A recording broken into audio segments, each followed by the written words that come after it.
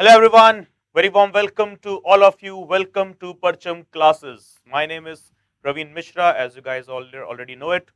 So हम चल रहे हैं हमारे आज के सेशन में जो है banking awareness current affairs of the June first week. तो हमारा जो पिछला हफ्ता गुजरा है उसमें हमारे बैंकिंग स्ट्रक्चर से रिलेटेड क्या अपडेट्स आए हैं, कितनी अच्छी खबर है हमारी इकोनॉमी के लिए और कितनी अच्छी खबर है आपके लिए कि कितना पढ़ना पड़ेगा कितना नहीं, वो अगले कुछ मिनटों में हम पता लगाने वाले हैं। Okay everyone, so we are moving forward with the banking awareness first week of June 2024, right?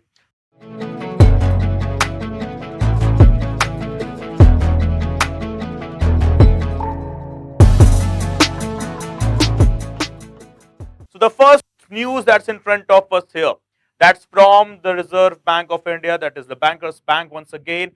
News क्या है उस पर बातचीत कर लेते हैं कि एनुअल रिपोर्ट वो अपनी लेकर आए हैं।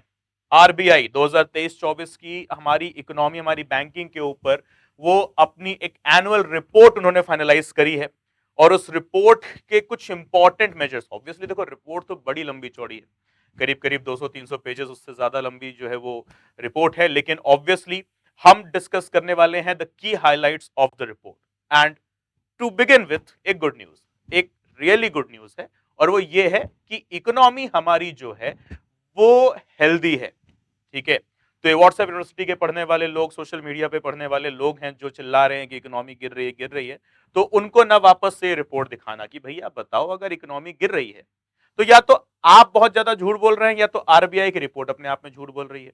तो अब आरबीआई की रिपोर्ट तो झूठ नहीं बोल सकती ऑब्वियसली, बिकॉज ये रिपोर्ट ऐसा नहीं कि सिर्फ और सिर्फ डोमेस्टिकली इंडिया में देखी जाती है, ये रिपोर्ट ग्लोबली वर्ल्ड वाइड जितनी दूसरी सरकारें हैं, जितनी दूसरी बैंक हैं, जितने भी अंतरराष्ट्रीय, जितने भी financial organisation, international financial organisation हैं या इंस्टीट्यूशन है, वो सब इसको देखते हैं और वो सब भी अपने डेटा के हिसाब से टैली भी करके देखते हैं। बहुत ज्यादा डिफरेंसेस आता है तो 1+- ओके या 2+- ओके। तो चलिए रिपोर्ट की बात करते हैं, हमारी इकोनॉमी कितनी हेल्दी है कितनी नहीं। So as you can see here, okay, जो मेजर्स जो लिए गए हैं, ओके, जिनके ऊपर रिपोर्ट आई है वो कौन कौन से मेजर्स हैं। So first of all, policy हमारी कितनी अच्छी है कितनी नहीं, फाइनेंशियल इंक्लूजन हमारा कैसा चल रहा है, जो रेगुलेटरी डेवलपमेंट्स हैं या फिर उसके अलावा भी कुछ चीजें कि क्या जीडीपी या जीएनपी ग्रोथ रेट है, एटसेट्रा एटसेट्रा। सो ये सब कहां से निकल कर आया है, ये आरबीआई की एनुअल पॉलिसी रिपोर्ट से आया है। So as we can see the first thing that is global economic environment.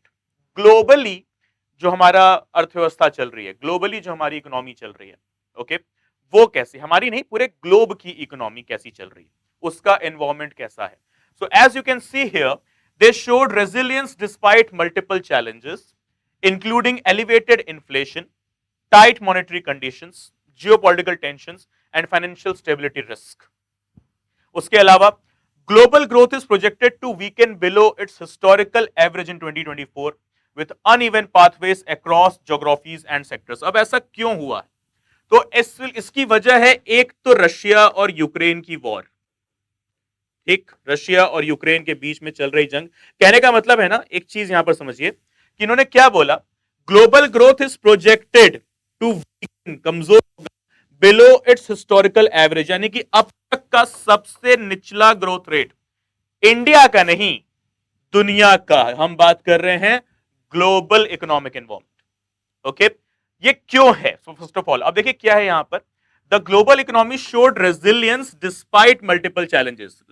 Showed resilience as in ठीक ठाक चल रही थी लेकिन फिर भी नीचे गिरी है ना, ऐसी बात नहीं है कि बहुत ज्यादा नीचे गिरी है, लेकिन हाँ अगर हम हिस्ट्री की बात करें तो अब तक की सबसे ज्यादा जो है स्लो इकोनॉमी है एवरेज वाइज, बट स्टिल तमाम चैलेंजेस के बाद भी ठीक ठाक काम चल गया है। और ये तमाम चैलेंजेस क्या थे, रशिया और यूक्रेन के बीच में चल रही वॉर, ईरान,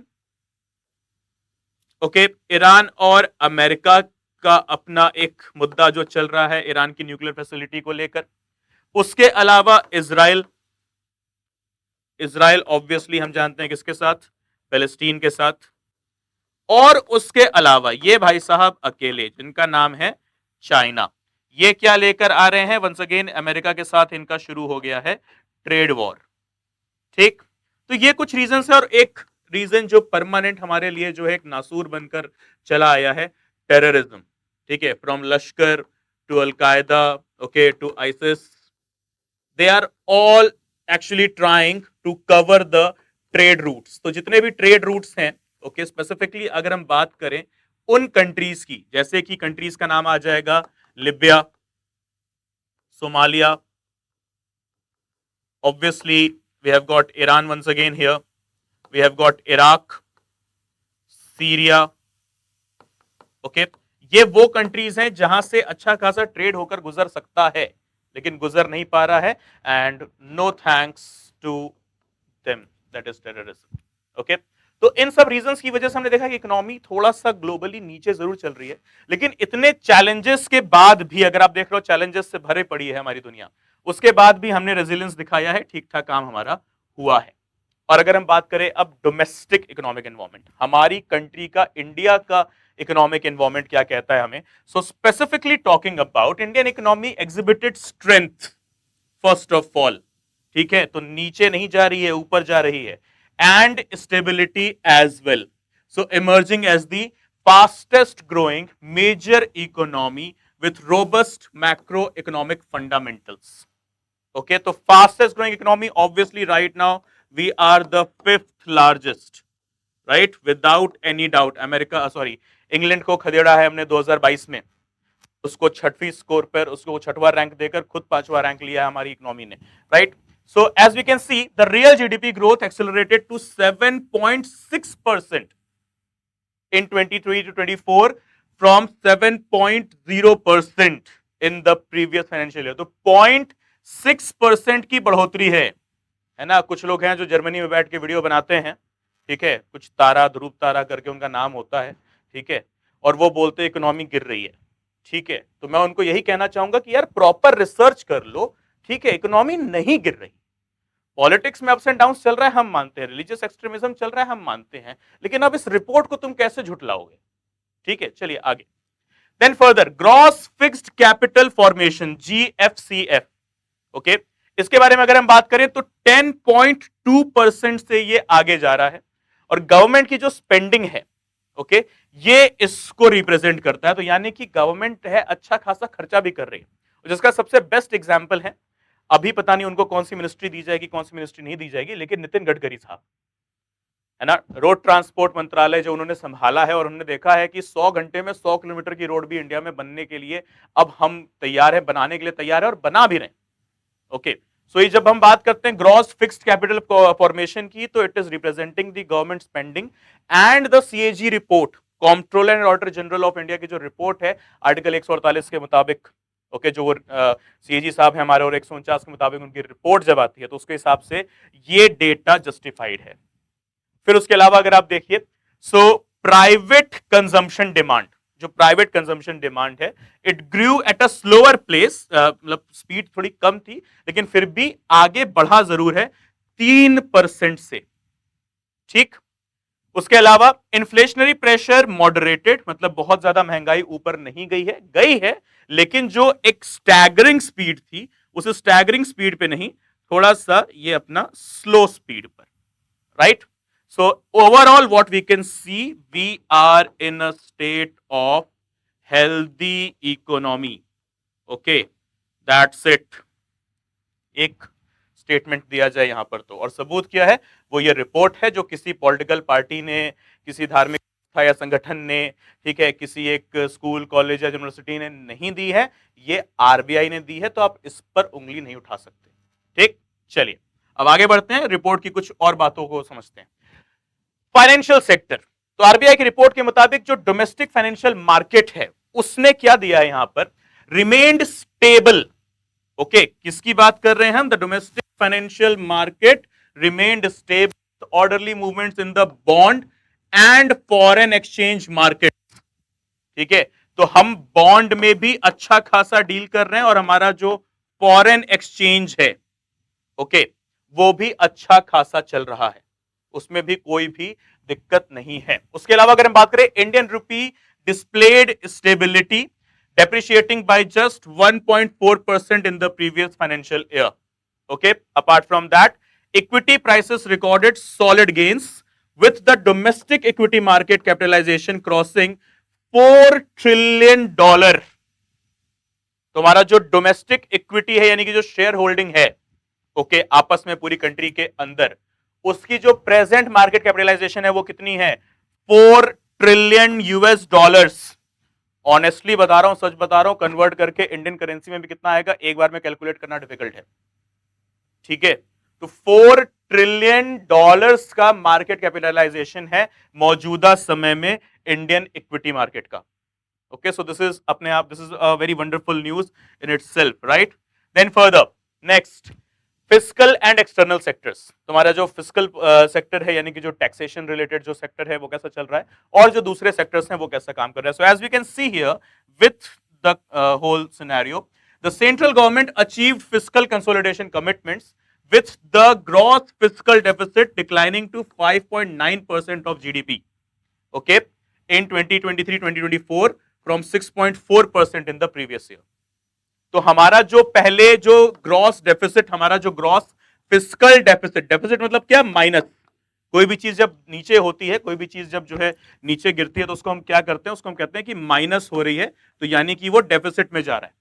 तो हमारा जो ग्रॉस यानी कि ओवरऑल, यानी कि जो हमारा टोटल फिस्कल डेफिसिट है, उसमें हम क्या देखते हैं कि 6.4% जो हो रहा था 2022-23 में, वो गिरकर आके 5.9% पे गया है 2023-24 में। तो यानी कि जो हमारा लॉस हो रहा था वो भी कम हुआ है।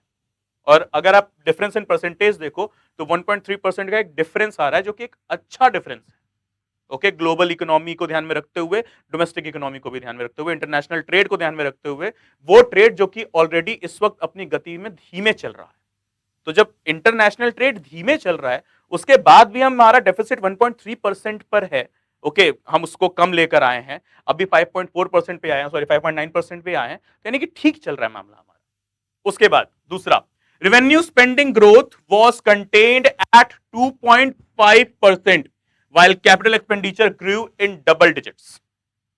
ठीक है, तो हमारा जो कैपिटल एक्सपेंडिचर है, यानी कि जो हम खर्चा कर रहे हैं अपने इंफ्रास्ट्रक्चर पे, वो डबल डिजिट से ऊपर गया है। अब एग्जैक्टली कितना गया है वो डेटा अभी तक हमारे पास नहीं आया है। फिर उसके अलावा अगर दूसरा पॉइंट देखें, okay, so the current account deficit CAD moderated to 1.2% of GDP, okay, this year. Last year कितना था? 2.6%। तो ये देखो, जस्ट हाफ, 50% से नीचे गिरा है पिछले एक क्वार्टर के अंदर। ओके, हमारा करंट अकाउंट डेफिसिट, जो कि 1.2% पे है अभी, है ना, जो कि लास्ट टाइम जो हमने कैलकुलेट किया था तो 2.6% पे था। Okay, so this shows that yes, India is right now going on under a healthy economy without any question. Okay, फिर उसके अलावा जो दूसरी चीज यहां पर आप अपने पास देख पा रहे हैं, foreign exchange reserve, that is our forex reserve. Okay, इन हमारा जो फॉरेक्स रिजर्व है वो एक ऑल टाइम हाई पे है, यानी कि अब तक सबसे ज्यादा हाई है, with 648.7 billion US dollars, covering 11.4 months of imports. तो पिछले 11 महीने, या चलो पूरे 12 महीने, 11.4 पूरे 12 महीने पकड़ लेते हैं, पिछले 12 महीने में हमारा जो फॉरेक्स रिजर्व है हमारे पास वो कितना आया है? 648.7 billion US dollars. Pity for you Pakistan. ठीक है, इतना तुमको मिल जाए तो तुम तो मतलब सोचोगे कि हमसे अमीर तो कोई है ही नहीं। इतना हमारा अभी सिर्फ फॉरेक्स रिजर्व चल रहा है। चलो कोई बात नहीं, जाने दो। ठीक है, पाकिस्तान पर फिर कभी फुर्सत में चर्चा करेंगे, right? So this is what the indication of economy is. और ये रिपोर्ट ना RBI की है, ठीक है? तो अब कितनी गलत होगी कितनी सही होगी तो आपको पता ही अच्छे से, 100% सही होगी obviously. Then moving to the next headline for the day, that is once again with regard to RBI. RBI ने पेनल्टी लगाई है किसके ऊपर? RBI ने पेनल्टी लगाई है SBM बैंक के ऊपर, करीब 88.70 लाख की। Okay, so near about 89 lakh rupees की पेनल्टी RBI ने इंपोज करी है किसके ऊपर? SBM बैंक के ऊपर। क्यों? बिकॉज इन्होंने कुछ पॉलिसीज थी RBI की जिनको वॉयलेट किया।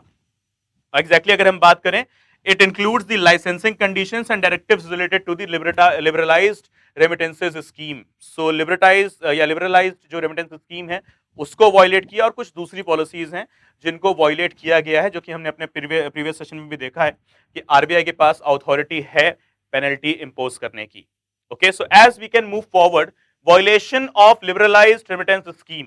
So SBM Bank process transactions under the LRS, okay, even after the RBI directed the bank to halt such activities. तो जो रेमिटेंस है, जो फॉरेन कंट्री में रह रहे हमारे इंडियंस हैं, ओके, जब वो पैसा कमाकर अपने घर परिवार को वापस इंडिया में भेजते हैं, ओके, तो उस पैसे को हम क्या कहते हैं? रेमिटेंस। ठीक है, तो उसके लिए एक लिबरलाइज्ड रेमिटेंस स्कीम लेकर आया आरबीआई, जिसके ऑपरेशंस को होल्ड करने के लिए कहा था आरबीआई ने एसबीएम को, लेकिन एसबीएम ने बात नहीं सुनी, आरबीआई ने कहा ले भर अब फाइन। फिर उसके बाद दूसरा पेनल्टी असेसमेंट प्रोसेस, ये क्या है? The RBI issued 2 separate notices to SBM bank requiring it to explain why a penalty should not be imposed. तो ऐसा नहीं है कि आरबीआई ने सीधा पेनल्टी ठोक दिया है, उन्होंने ऑप्शन भी दिया है कि ठीक है नहीं लगाएंगे पेनल्टी, हमें तुम एक्सप्लेन तो कर दो कि बताओ भाई तुम्हें हम पेनल्टी क्यों ना लगाएं तुम पे, बस खत्म बात।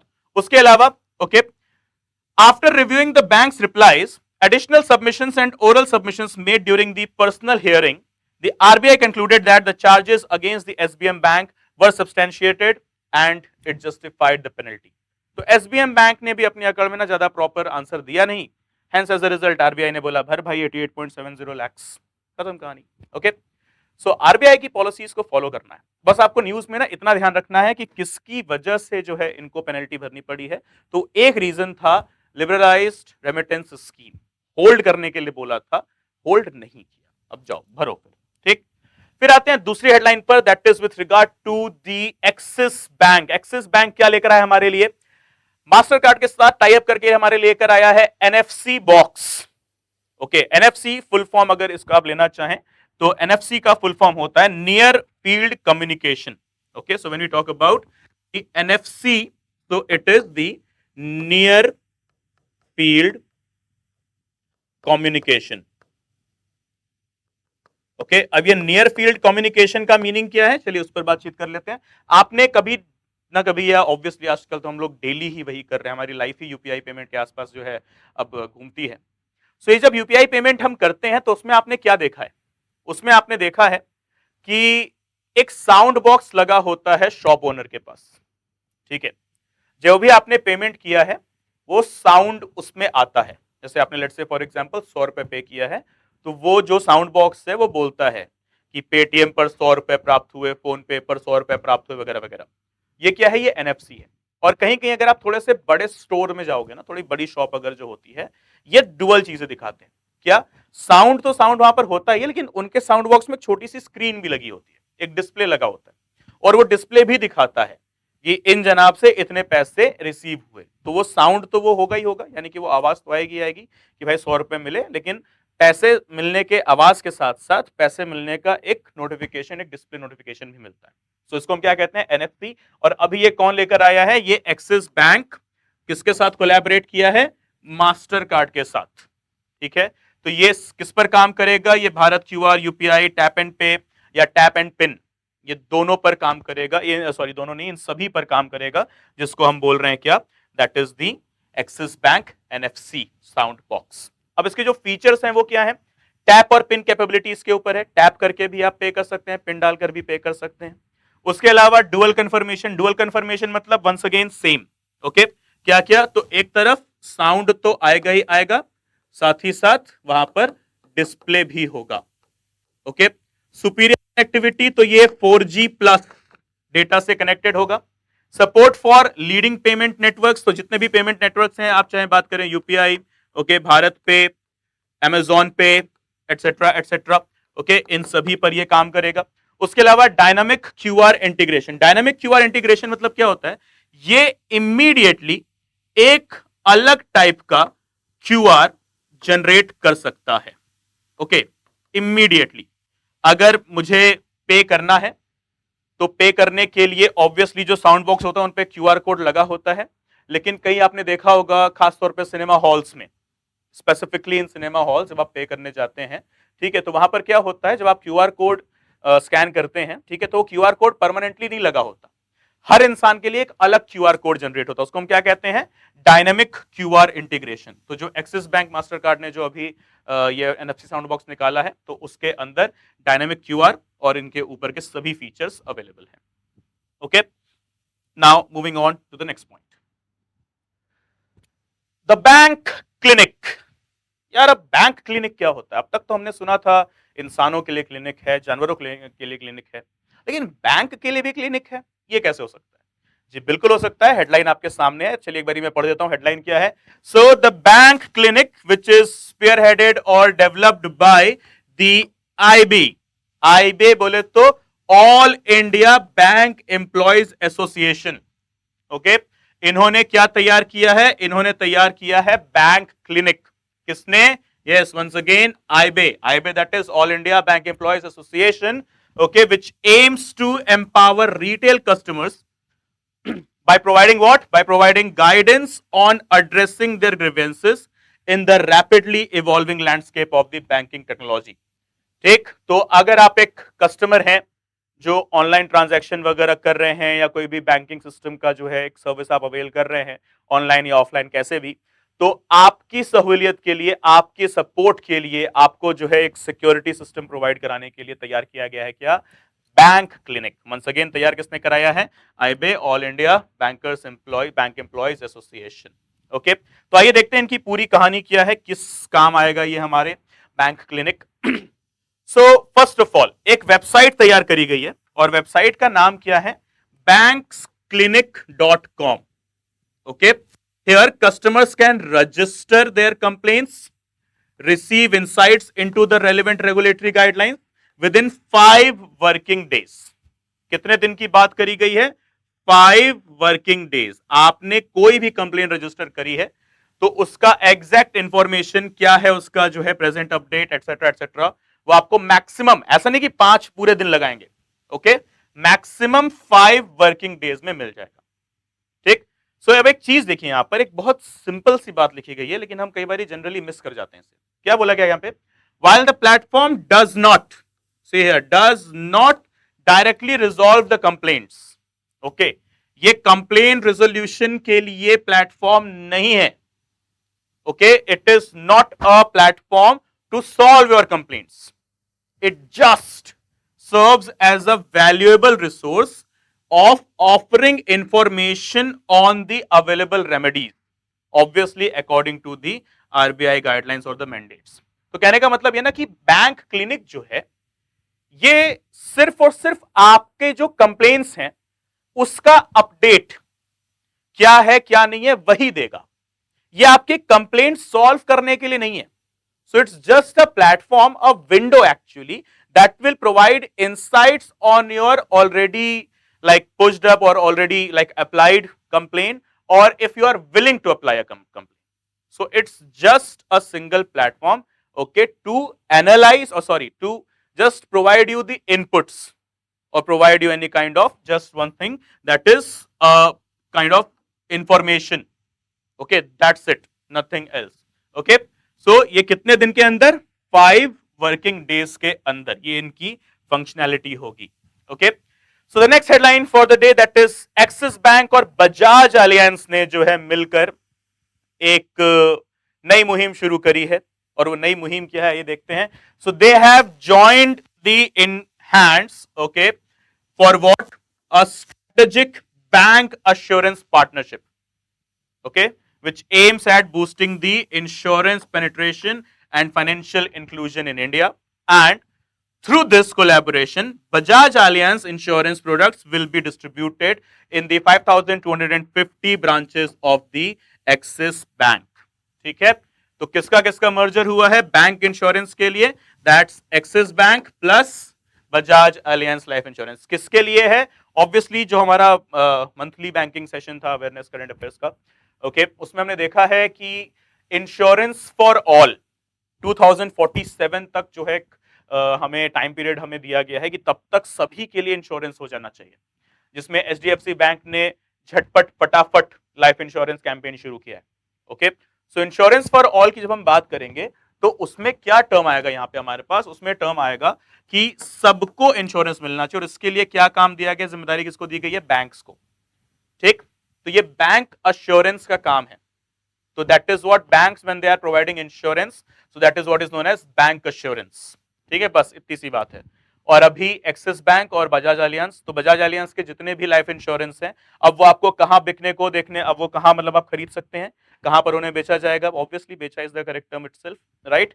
तो उन्हें आप एक्सिस बैंक के सभी जितने 5250 ब्रांचेस हैं कंट्री भर में, आप वहां पर उन्हें परचेज कर सकते हैं। Okay, so what we do have next in this? Okay, so expanding product suite. देखिए इसमें एक टर्म आया है ना यहाँ पे, दैट इज फाइनेंशियल इंक्लूजन, है ना? Financial inclusion is a term जो आपने 100% सुना है, बल्कि प्रीवियस सेशन में मेरे साथ ही सुना है, ओके, या मेरे साथ भी सुना है उसको एग्जैक्टली बोला जाए तो। फाइनेंशियल इंक्लूजन क्या होता है?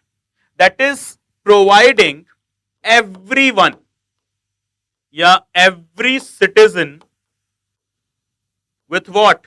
With a bank account. हर एक भारतीय नागरिक को बैंक अकाउंट मिले, और इसके लिए आपको अगर याद हो हमने डिस्कस किया था जैम। जैम क्या था? Jandhan, J for Jandhan, A for Aadhaar, that is your Aadhaar card, and M stands for mobile. Okay, so Jandhan, Aadhaar and mobile, that is known as the JAM trinity. और इसकी शुरुआत हुई 2016 से, इसकी शुरुआत 2015 से एक्चुअली इसकी शुरुआत कर दी गई थी। जो आपका आधार कार्ड, आपका बैंक अकाउंट, आपका पैन कार्ड, आपका मोबाइल नंबर, ये सब एक दूसरे से लिंक्ड है, और इसकी मदद से अब आप झटपट 10-5 मिनट के अंदर किसी भी बैंक में अपना बैंक अकाउंट खोल सकते हो, जबकि पहले प्रोसीजर काफी लंबा हुआ करता था, अब ऐसा नहीं है। ठीक है, with in 10 minutes, zero balance. और सबसे मेन चीज इस जो है फाइनेंशियल इंक्लूजन का कॉन्सेप्ट क्या है? Zero balance. बिना किसी एक भी रुपए लगाए आप अपना बैंक अकाउंट खोल सकते हैं। 1, 2, 10, 20 कितना अकाउंट खोलना आप खोलिए, फर्क नहीं पड़ता। ठीक, so this is what now expanding product suite. So the alliance will offer a comprehensive range of insurance solutions including motor, health, home, travel, commercial, marine, every type of insurance to their customers at the Axis Bank outlets. And further, it will also provide benefits to the Bajaj Alliance, okay, as its insurance will be sold faster. Okay, so environment and ecology पढ़ते time ना, जब भी आप कभी पढ़ेंगे ecology के बारे में, तो उसमें आप एक पढ़ेंगे सिम्बायोटिक रिलेशनशिप। सिम्बायोटिक रिलेशनशिप का मतलब होता है एक प्राणी दूसरी प्राणी का कैसे जो है सपोर्ट करता है, और वो दूसरा प्राणी पहले प्राणी को किस तरीके से सपोर्ट करता है ना? कि मतलब फॉर एग्जाम्पल हमें जो है मच्छरों से भी फायदा है, हमें कॉकरोचेस से भी फायदा है। ठीक है, हमें गाय भैंस से तो फायदा है ही है, और उन्हीं गाय भैंसों को इंसानों से भी फायदा है। ठीक है, हम ही खाना पीना जो है उनका अरेंज कर रहे हैं, तो उसको हम क्या बोलते हैं? Symbiotic relationship. ओके, सो ये भी किस तरफ इशारा कर रहा है? ये भी इशारा कर रहा है सिम्बायोटिक रिलेशनशिप, एक्सिस बैंक और बजाज एलियंस का। ठीक, एक्सिस बैंक को मिलेगा कि भाई आपने बैंक इंश्योरेंस के लिए काम किया, बजाज एलियंस को क्या मिलेगा? कि उनका इंश्योरेंस जल्दी से जल्दी बिक रहा है। Okay, so this is what the concern here with the financial inclusion and everything. So moving on to the next headline, that is with regard to SEBI, और SEBI ने देखिए यहाँ पे क्या लिखा है? In response to the dynamic growth of Indian security markets, SEBI has established a committee, और इस कमिटी को चेयर कौन कर रही है? कमिटी को चेयर कर रही है हमारी former deputy governor of RBI Usha Thorat. Okay, she is the former deputy governor of RBI. What? Okay, for what? SEBI ने ये कमिटी, उषा थोरट कमिटी क्यों बैठाई है? तो रीजन क्या है? To assess and propose enhancement to the ownership and economic framework of the clearing corporation. ठीक है, तो जितनी क्लियरिंग कॉर्पोरेशंस हैं, उन क्लियरिंग कॉर्पोरेशंस के development, assessment, enhancement, analysis, okay, क्या अच्छा बुरा वो कर रहे हैं, उसके लिए तैयार किया गया है क्या? सेबी के द्वारा उषा थोरट कमिटी। ओके, किसने बनाया है? आरबीआई ने नहीं, कंफ्यूज मत होना। आरबीआई एसबीआई ने नहीं, एक रेगुलेटरी बॉडी ने खुद ही तैयार किया, that is securities and exchange board of India ने तैयार किया है उषा थोरट कमिटी। और उषा थोरट मैडम ये कौन है हमारी? तो she is the former governor, deputy governor of RBI. Okay, मतलब अभी वो इन चेयर नहीं है, राइट? सो आइए देखते हैं पूरी कहानी क्या है। तो सबसे पहले किसके लिए बनाया गया है? क्लियरिंग कॉर्पोरेशंस के लिए। तो क्लियरिंग कॉर्पोरेशंस क्या होता है जनाब? इसके बारे में भी तो बता दीजिए, है ना? सो क्लियरिंग कॉर्पोरेशन है, उसको एक टर्म है, जैसे एक होता है ना क्लियरिंग बैलेंस, कोई वो जो क्लियर करा रहा हो, फाइनल जो है स्टेटमेंट दे रहा हो। तो अ clearing corporation is an organization, an entity or an institution affiliated with a stock exchange, ठीक, whose primary objective is to oversee the handling or confirmation, settlement and delivery of what? Transactions that is taking place in bonds or in any kind of securities, money bill, treasury bills, okay, so on. ठीक, so they are also referred to as the clearing firm or the clearing house. जैसे कि for example, there is a person Mr. X and there is another person or a company Mr. Y. ठीक है, so there is a person or a company Mr. X, okay, and there is a person or a company Mr. Y. Okay, so इन्होंने अपना एक bond जो है ये बनाया, ठीक, एक बॉन्ड है इनका, इन्होंने ये बॉन्ड बेचा किसको? ये बॉन्ड पहुंच गया मिस्टर एक्स के पास, मिस्टर वाई के पास, मिस्टर एक्स से। अब ये बॉन्ड का जो भी लेन देन है, ठीक, इस बॉन्ड का जो भी क्लियरेंस है कि भाई इसका पेमेंट हुआ कि नहीं, ये बॉन्ड वैलिड है कि नहीं, ये बीच में कौन जो है सर्वेलेंस करेगा इसका? कोई भी क्लियरिंग फर्म या क्लियरिंग हाउस या किसी भी टाइप का, उसको नाम दे दीजिए क्लियरिंग कॉर्पोरेशन। ओके, सो ये बॉन्ड्स के एक्सचेंज को, सिक्योरिटीज के एक्सचेंज को मॉनिटर करने वाली संस्था जो भी होती है, और ये बहुत सी हो सकती है, इनको हम क्या कहते हैं? Clearing corporations. और इन्हीं क्लियरिंग कॉर्पोरेशंस की हेल्थ के लिए, इन्हीं क्लियरिंग कॉर्पोरेशंस की एक्टिविटीज को मॉनिटर करने के लिए उषा थोरट कमेटी बनाई है सेबी ने। ठीक, अब देख पा रहे हैं यहाँ पे रिव्यूइंग ओनरशिप स्ट्रक्चर कि कैसे कौन खरीदेगा कौन बेचेगा, उसके ऊपर आज जवाब चाहिए। और उसके अलावा ऑप्टिमाइजिंग दी ओनरशिप पैटर्न कि क्रॉस एक्सचेंज कैसे हो सकता है, डोमेस्टिक और इंटरनेशनल एक्सचेंज कैसे हो सकता है बॉन्ड्स एंड सिक्योरिटीज का, इसके ऊपर जो है प्रॉपर सोल्यूशन देना है इस कमेटी। Okay, so I guess everything is clear. और अब चलते हैं हमारे आज के लास्ट टॉपिक के ऊपर, that is once again starting with RBI and ending with RBI. तो आरबीआई ने अभी एक वापस से एक नया कारनामा करके दिखाया है, that is with regard to VRRR, RRR, variable reverse rate repo. अब आरबीआई ने, एक आपने सुना होगा ना अब तक, एक होता है रेपो रेट, एक होता है रिवर्स रेपो रेट, एक होता है बैंक रेट, राइट, है ना, CRR, SLR, है ना, MICR, ये सब सुना होगा आपने। ठीक, तो रेपो रेट क्या होता है? रेपो रेट होता है जब बैंक आरबीआई से, कोई भी बैंक आरबीआई से जब लोन लेता है तो उस पर वो जो इंटरेस्ट पे करता है उसको हम क्या कहते हैं? Repo rate. Reverse repo rate क्या होता है? रिवर्स रेपो रेट जब आरबीआई बैंक से लोन लेता है, ठीक, तो उसको हम क्या कहते हैं? उस इंटरेस्ट रेट को हम क्या कहते हैं? Reverse repo rate. लेकिन अब बात आई है वेरिएबल रिवर्स रेट रेपो की या वेरिएबल रिवर्स रेपो रेट की। तो ये क्या है? पहले से एक बार न्यूज समझ लेते हैं। तो न्यूज क्या है? Okay, the headline, here we go. Conducted two, RBI conducted 2 VRRs totaling 44,430 crore, aiming to absorb surplus liquidity from the banking system, despite the central bank's readiness to absorb up to 1 lakh crore, banks utilized only a portion of the available amount. तो RBI ने 2 VRRR के auctions किए, जबकि RBI 1 lakh crore तक market से लेने के लिए रेडी था।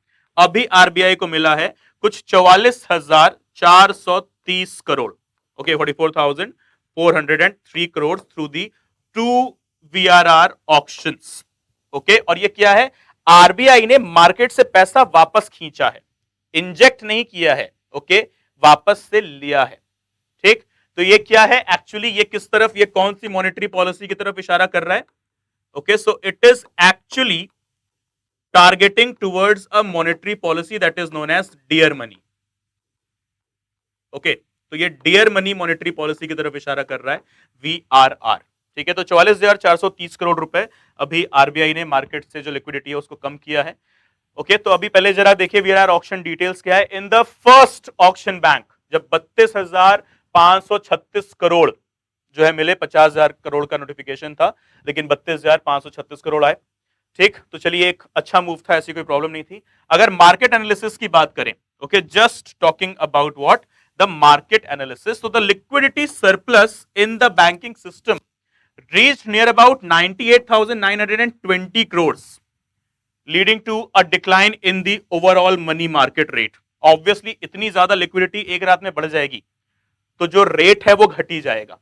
तो इस रेट को, जो घटा हुआ रेट है, उसको ऊपर बढ़ाने के लिए VRR ऑक्शन जो है आरबीआई ने किया है। अब इसके बारे में प्रॉपरली समझ लेते हैं कि VRR एक्चुअली में होता क्या है। सो VRR, okay, it's one day, typically one day variable rate reverse repo. Okay, it's a monetary policy dealing towards something that is known as dear money. Okay, utilized by the central banks, including the Reserve Bank of India in context of India, to what? To manage liquidity. Liquidity बोले तो circulation of money in the market. Okay, circulation of money, the flow of money in the market.